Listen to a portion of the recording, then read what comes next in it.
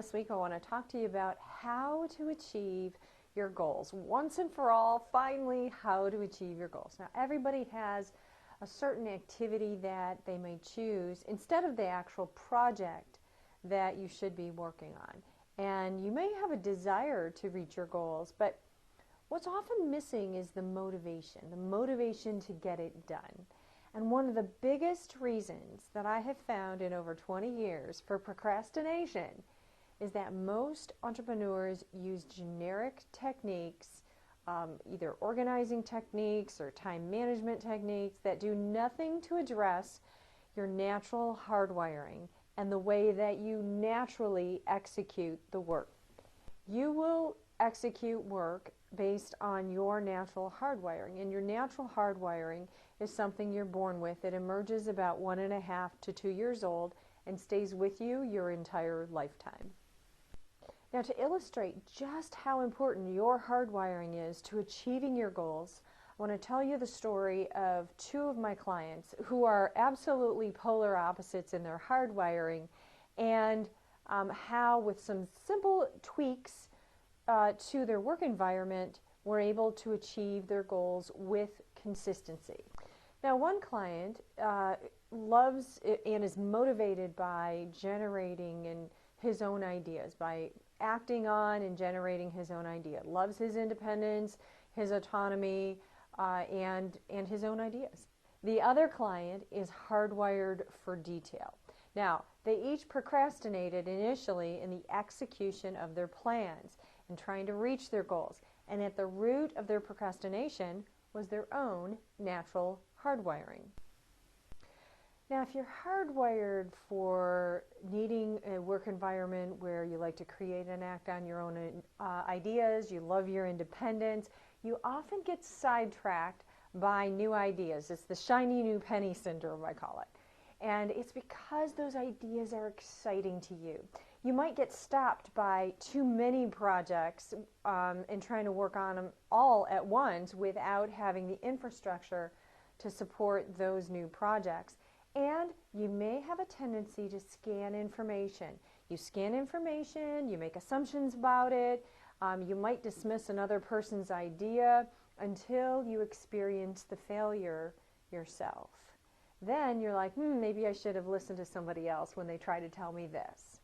So just understand, again, it's not right or wrong, it's just part of your natural hardwiring to be aware of, and at times where you may need to manage it. So that was one of my clients.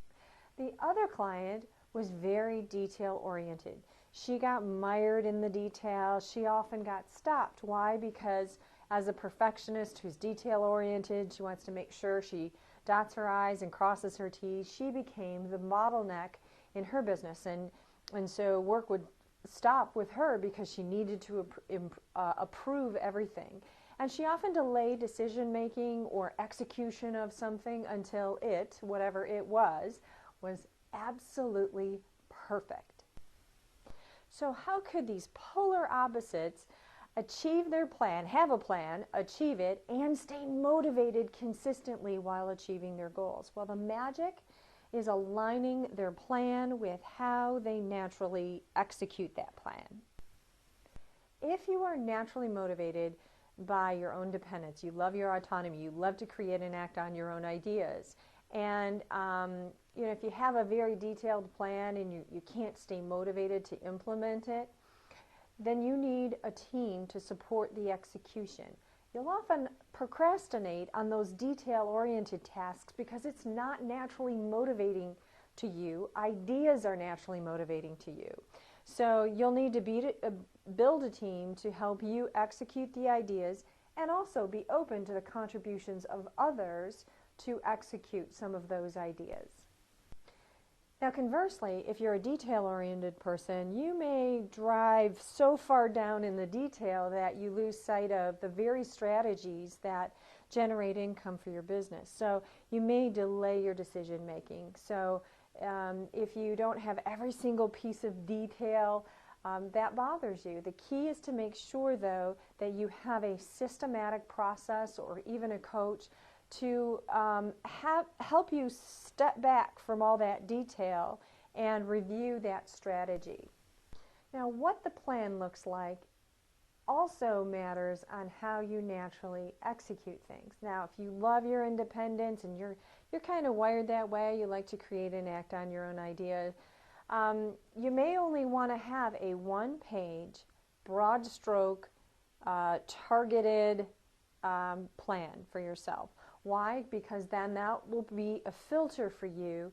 So if you get off on a new idea, you can go back to that plan and look where that might fit in.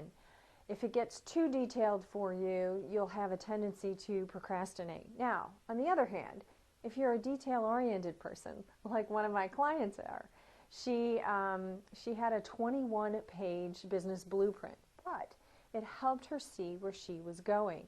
Now, she was most productive when she had a regular strategy session where she stepped back from the detail and refocused on the big picture. Now, the plan itself was detail-oriented, but the plan for somebody who likes their independent and a big picture was bullet-pointed.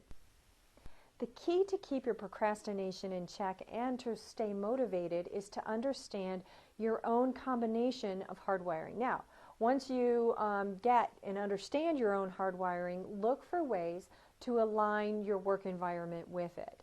And when you match your goal planning with the natural way that you execute, watch as you consistently stay motivated and achieve your results with a whole lot less effort. I'm Lisa Minnini. Until next week, create a great life.